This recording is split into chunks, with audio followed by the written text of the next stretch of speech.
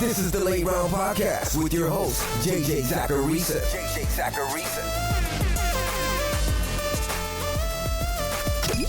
What's up, everyone? It's JJ Zacharisa, the editor-in-chief at FanDuel and at NumberFire.com, and this is episode 344 of the Late Round Podcast, one of the many shows that are part of the FanDuel Podcast Network. Thanks for tuning in. As you can tell from the title of today's show, it's a mailbag episode. A shorter mailbag episode because the off-season and fantasy football isn't as important, but it's still a mailbag episode. Before getting to your questions, though, I want to let you guys know about FanDuel's Super Bowl free-to-play contest. FanDuel continues to give you more ways to win, this time with its Big Game Props Pick'em contest. Log into your FanDuel or FanDuel Sportsbook account and answer 15 questions on the Super Bowl. If you get between 12 and 14 questions right, you'll earn $100. If you get all 15 questions correct, you'll earn $15,000. And the best part is, it's completely free to play, seriously.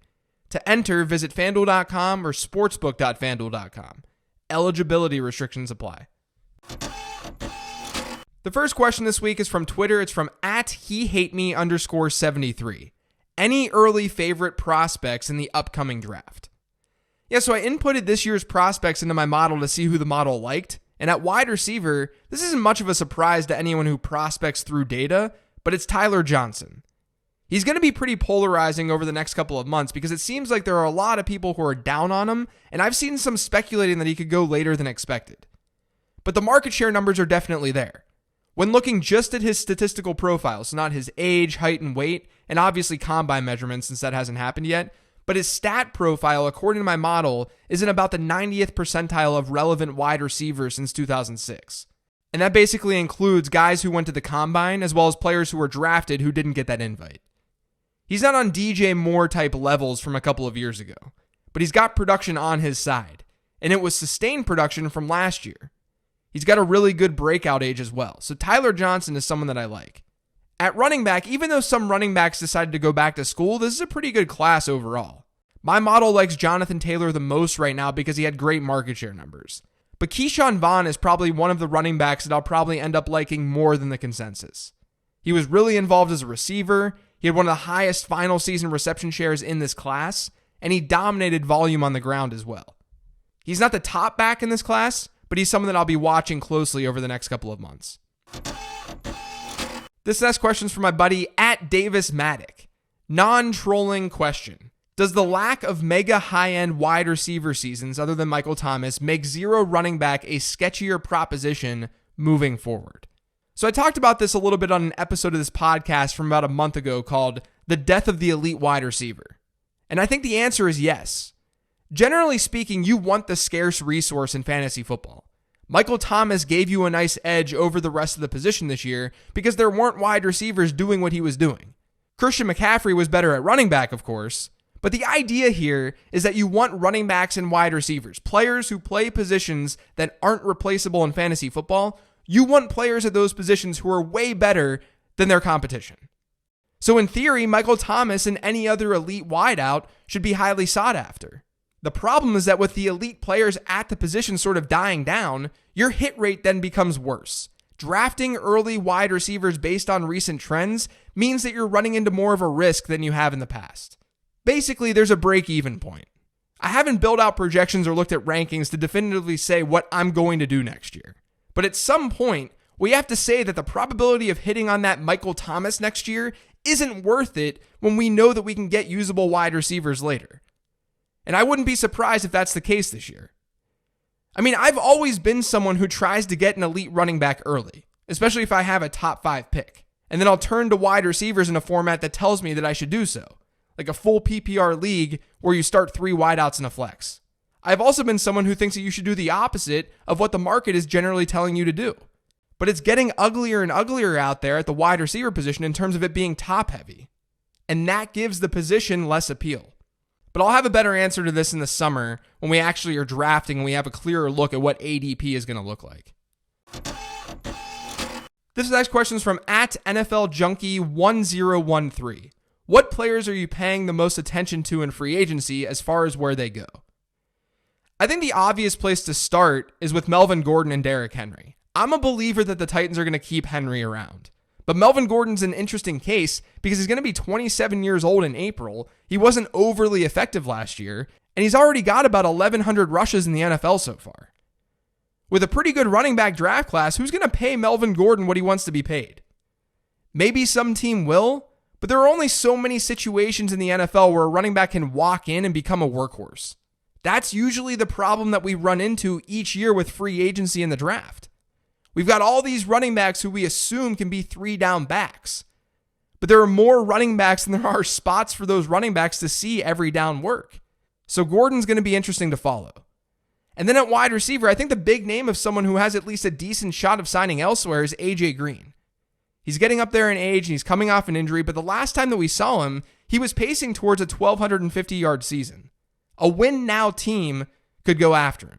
Amari Cooper is technically the bigger wide receiver free agent, though. I'm also paying close attention to Robbie Anderson, who I think could be a great fit for the Packers. And it'll be interesting to see what the market for Kareem Hunt looks like, too. And I know that tight end matters less in fantasy, but there are some decent tight ends out there. Hunter Henry's a free agent. Eric Ebron's a free agent. Austin Hooper's a free agent. There's a lot that can change at the tight end position this offseason. This next question is from @JerryGLZH. Is Austin Ekeler a first rounder next year, regardless of any other running backs the Chargers might sign? Again, I haven't done rankings or anything for next season, but I think my go-to answer here is no. For a lot of reasons, actually. But first off, I think that you should be worried about them signing other running backs. I know Ekeler was more than usable when Melvin Gordon returned last year. But when Gordon was out, Ekeler averaged almost 27 PPR points per game. That was 16.8 with Melvin Gordon. And this is a question about what's sustainable and what's not sustainable too. Ekeler overachieved in the touchdown column last year, and he averaged just a little over 6 attempts per game when Melvin Gordon returned to action. Without Gordon, that rush attempt per game number was 14. So if another running back is in the mix, especially if that running back was an early round draft pick, then Ekeler is going to have a lot less upside. It absolutely matters if they get someone else. And we're also not totally sure what the quarterback change is going to do to Austin Ekeler either. He's still a great fantasy asset in PPR formats, and he should be used as a receiver quite a bit, especially if Hunter Henry isn't re-signed. But the only way that Ekeler is a first rounder next year is if they don't do anything substantial at running back this offseason, which at this time, and I could end up being wrong, but at this time, I don't think that's very likely. This next question is an email from Mike. He says, been listening to a few other analytics folks talk about receiving yards market share and age-adjusted production. Would a weighted average of a prospect's entire market share data be a more predictive stat than an individual year? Does your model care about a final season or when they broke out with a 20% market share? So I can only speak to what I've found to correlate to successful fantasy assets in the NFL here. I've looked at a bunch of different stuff, and we have to remember that we're often limited in what we can do because college football data isn't as detailed as NFL data. But my model cares about both things. Final season numbers matter most when looking at running backs and wide receivers.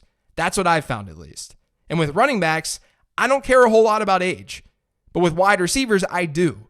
I care about their age, and I care about when they broke out and if they broke out. It's helped my model be more predictive. So I guess I'm answering the question when I say that I'm looking at all of the above.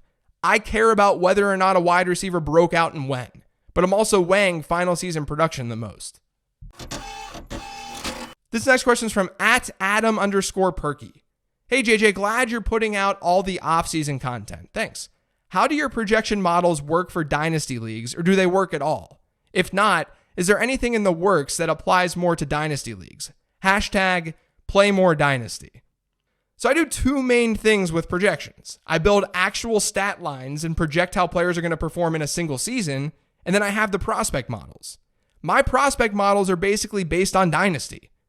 They look at attributes that successful running backs and receivers in the NFL shared in college, and then they find those attributes in players from the incoming class. So the prospect model is absolutely a dynasty-focused thing. My projections are more redraft-focused because it's kind of difficult to have accurate projections for more than one season, given how much changes in the NFL. I mean, if we're being honest, it's hard to have accurate projections in a single season because of how much things change. But you can't really sit back and say something like, this player will score 567 fantasy points over the next 3 years with any sort of confidence. So I hope that makes things a little bit clearer. A lot of the stuff that I talk about on this show during the offseason is dynasty focused. So I'm already part of #PlayMoreDynasty. This last question says, hey JJ, happy Super Bowl week. Happy Super Bowl week to you as well.